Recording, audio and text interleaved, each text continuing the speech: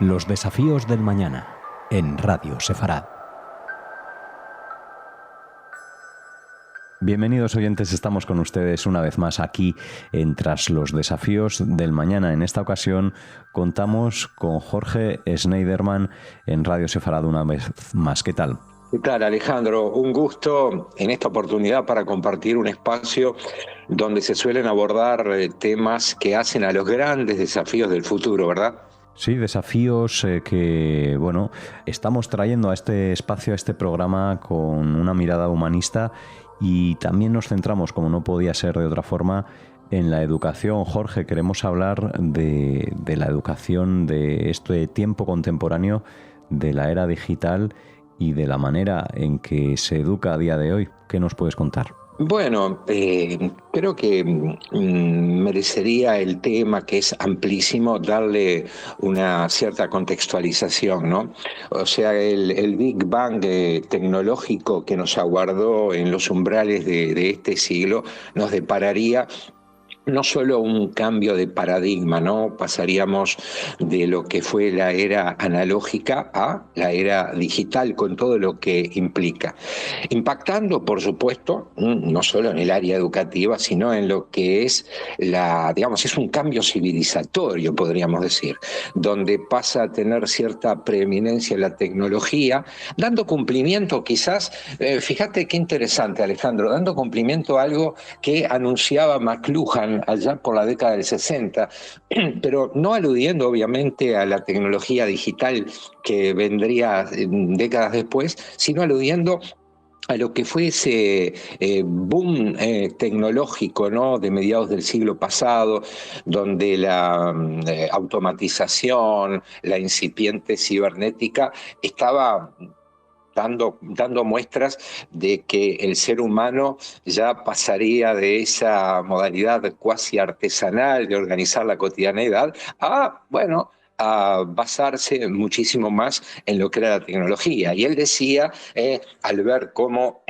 los electrodomésticos, todos los artefactos eléctricos cobraban cierta centralidad, decía, cuidado, esto puede ser riesgoso porque en algún momento vamos a considerar como parte inseparable de nuestro propio ser estos instrumentos. Y creo que no se apartaba demasiado de la realidad que sobrevendría luego hacia finales de siglo, ¿no? Un final de siglo que depararía también la caída de viejos paradigmas, ¿verdad? Y bueno, los grandes relatos hegemónicos que tendrían que ver con el fin de ciertas, el escaecimiento y desmoronamiento de ciertos corpus ideológicos, la pérdida de peso de la religión y bueno, y el afloramiento de una serie de cambios epocales que darían como resultado, bueno, este tiempo que conforme pasaron los años a lo largo del siglo XXI, nos ubican frente a una sociedad no solo atravesada por el consumismo, sino altamente dependiente de la tecnología. Hoy por hoy, Alejandro, sería impensable, considerar, entender la sociedad fuera de lo que es Internet. A veces nos planteamos, ¿qué pasaría si durante 2, 3 días careciéramos de la conexión a Internet? Y nadie se imagina el caos en el cual podemos sumirnos en la medida de que algo así se produjese. Uh-huh. Por lo tanto, está todo pensado, ideado en torno a la tecnología, y la educación obviamente no ha sido algo exento de esa preocupación. O sea, estamos incursionando hoy por hoy en un nivel de dependencia tecnológica en la educación que, bueno, a veces nos hace plantearnos la siguiente pregunta, ¿no? ¿Estamos adjudicándole el vital o la vital trascendencia que tiene lo humano, aquello que nos humaniza en el proceso educativo, ese apartamiento de lo que eran los esquemas tradicionales, ¿hacen realmente a un mayor aprovechamiento o están quedando por el camino algunos aspectos realmente humanizantes del proceso educativo?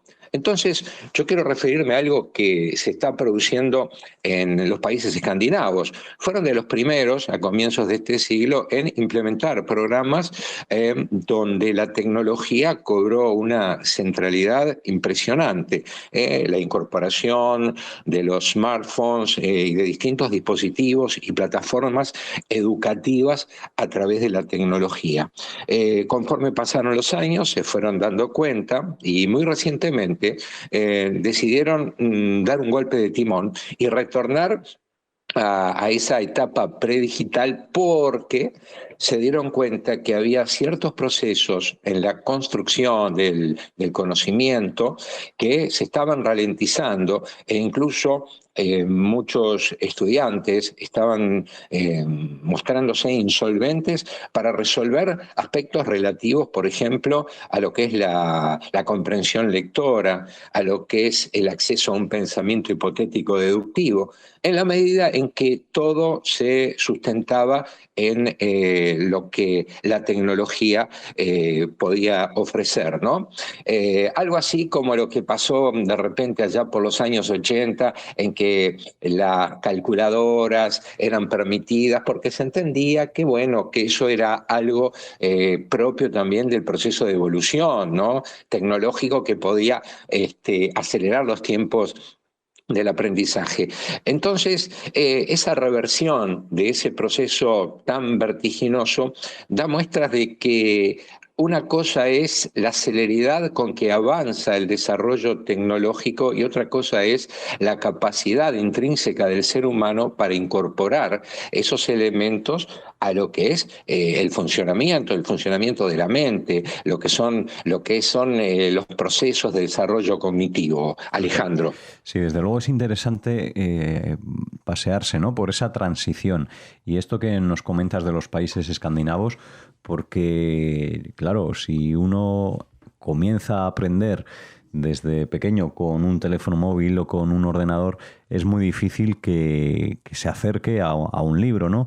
Y esa manera de leer, esa manera de estar en calma, esa forma de transicionar de alguna forma, como lo hemos hecho algunas de las generaciones que nos hemos encontrado con esa revolución digital a principios de los años 2000, en la que se fueron incorporando diferentes sistemas de pedagogía, pero ya veníamos, ¿no?, de un bagaje lector o de tacto, ¿no?, de estar con el papel, de estar en una habitación, de estar en una biblioteca y estar no solo con el papel, sino alejados de lo que suponen las tecnologías en cuanto a los smartphones se refiere, ¿no?, y a las redes sociales, que al final esas distracciones, desde luego, lo que hacen es totalmente dejar de lado la concentración para estar saltando y brincando de un lado a otro sin poner el foco sobre un tema, ¿no? Incluso ahora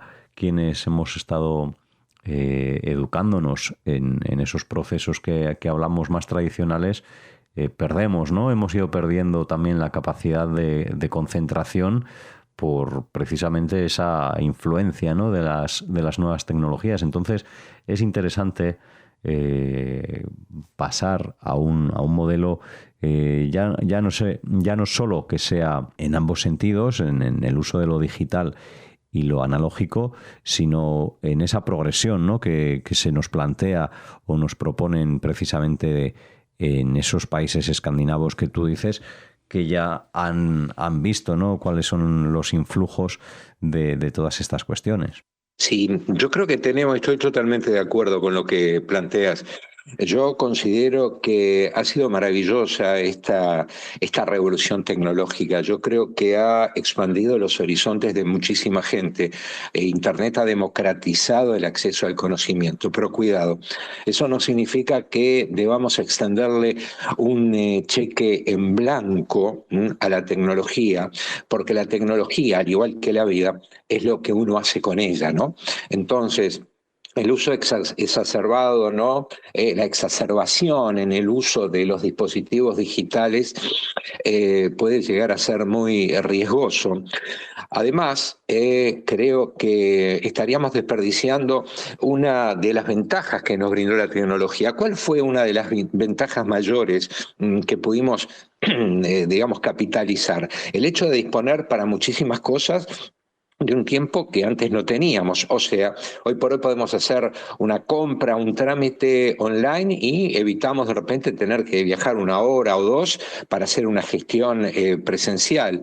Entonces, se suponía que con ese tiempo extra íbamos a poder dedicarlo a precisamente cultivar el espíritu, el ocio, el deporte, bueno, una vida contemplativa, parafraseando a Byung-Chul Han, pero no fue así. Vemos hoy que la gente dispone de más tiempo, pero ese tiempo muchas veces debes de dispensárselo a un encuentro con amigos, a pasear, al deporte, a expandir la mente a través de una expresión artística. Bueno, vemos esa sinfonía de celulares que se da cuando llegamos a un lugar y todo el mundo, de repente de interactuar, prescinde de ello y se sumerge en lo que es ese aparatito, ¿no? Y parecería ser por momentos que la vida es algo que ocurre siempre al otro lado de una pantalla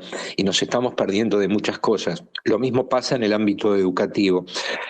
Obviamente que el ciberespacio se ha convertido en un gigante, inconmensurable aulario y no podemos quedarnos con esquemas educativos cuya preeminencia durante el siglo XX, bueno, marcó una época, pero creo que hay que abrir otras ventanas a las posibilidades que nos brinda la tecnología. De hecho, durante la pandemia hemos visto que merced a los buenos oficios de la tecnología se pudo sostener el sistema educativo.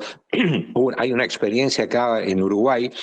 Uruguay ha sido un país pionero en brindar a cada estudiante del sistema educativo primario, secundario, una computadora, ¿no?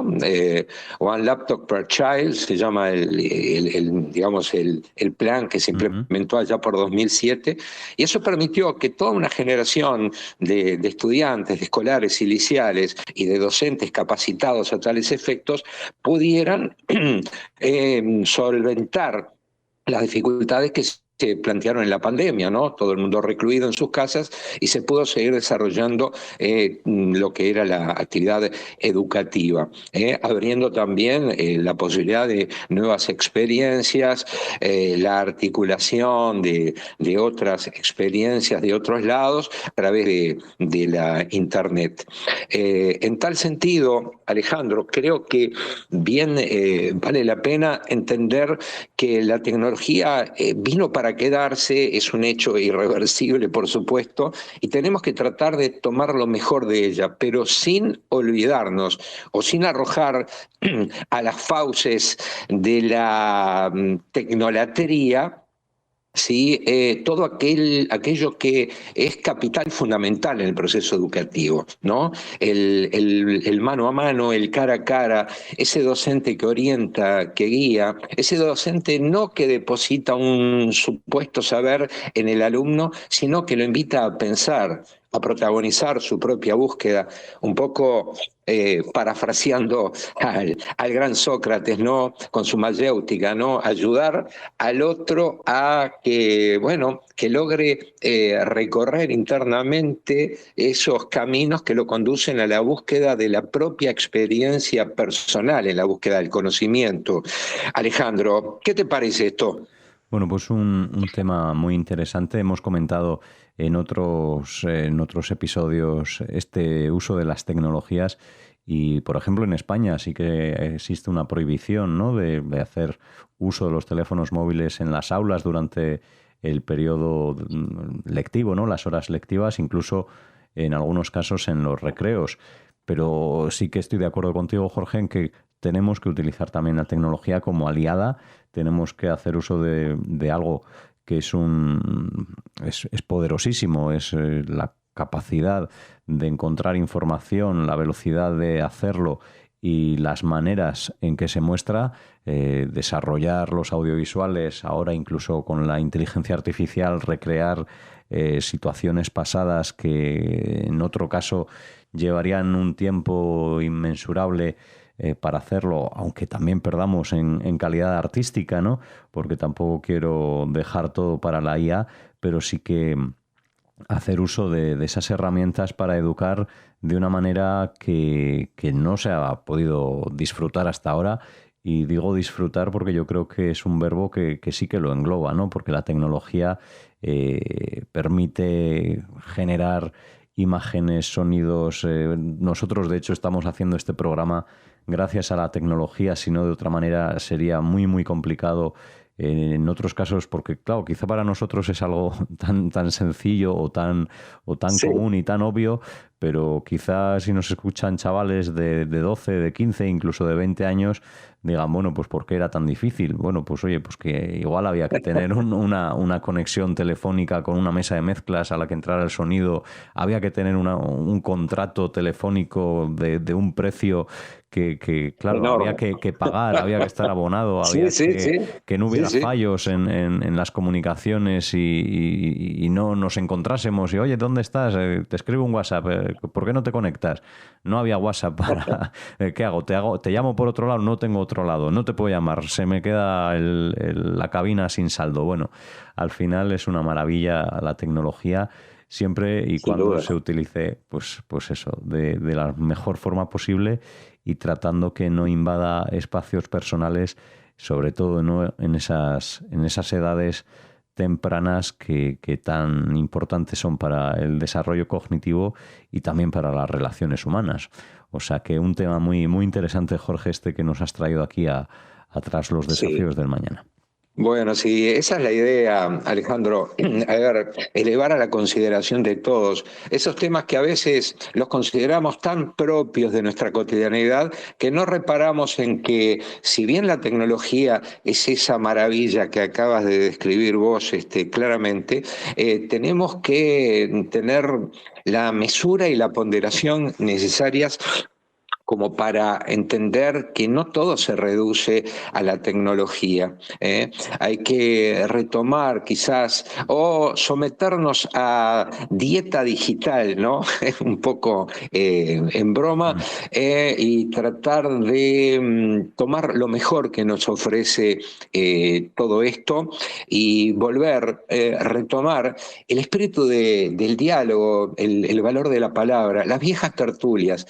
Las viejas tertulias que, por ejemplo, aquí en Uruguay se desarrollaban en los grandes bares, un poco a la usanza de España, ¿no? Yo recuerdo haber tenido grandes profesores en mis tiempos de estudiante, algunos que habían viajado mucho y siempre mencionaban que allá por la década del 30, del 40, grandes personalidades de la cultura se concentraban en los cafés, en los grandes, en los bares de aquella Madrid, ¿no? Tan transitada en su momento, quizás por Unamuno, por Ortega y Gasset y otros tantos. Y bueno, y acá se replicó eso. Acá teníamos lugares donde se podía ver tomando un café en la década del 60, del 70, a Benedetti, a Onetti, a Galeano, a tantos exponentes de la cultura, del pensamiento, del periodismo. Y eso era sumamente enriquecedor. Recuerdo que siendo muy joven íbamos con mis amigos al bar Sorocabana, un antiguo, antiquísimo bar con mesas de mármol, donde veíamos a estos personajes y uno solo de estar ahí ya sentía como que se estaba dando, no sé, un baño de cultura, la forma de expresión, cómo se acaloraban en sus debates. Y bueno, creo que sería bueno retomar esa sanísima costumbre de rendirle tributo a la palabra. Alejandro, realmente para mí ha sido un gusto participar una vez más en este espacio, charlar contigo y con esta audiencia maravillosa de Radio Sefarad. Bueno, pues los agradecidos somos nosotros, Jorge, porque hayas venido a este encuentro en Radio Sefarad y nada, cerrar con esa frase de que cualquier tiempo pasado fue mejor. Siempre recurrimos a esas memorias y a esos recuerdos, pero yo creo que todos esos conceptos del slow living y slow cooking y todos estos anglicismos de llevar una vida más pausada ya no solo son una filosofía que se trata de imponer en artículos, sino que poco a poco se va abriendo paso en esos espacios y en esas dietas, como dices tú, tecnológicas que casi se imponen, ¿no?, por propia naturaleza, y creo que el agua volverá a su cauce de alguna forma, aunque sin dejar de lado pues estas barcas que nos ayudan a navegarlas, al menos en tiempos limitados, ¿no? Esperemos que sea así, que no llevemos siempre de la mano ese teléfono y miremos hacia adelante. Así que gracias a todos por escucharnos aquí en este programa, y les esperamos en la próxima edición. Un abrazo, Jorge. Un abrazo, muchísimas gracias a todos.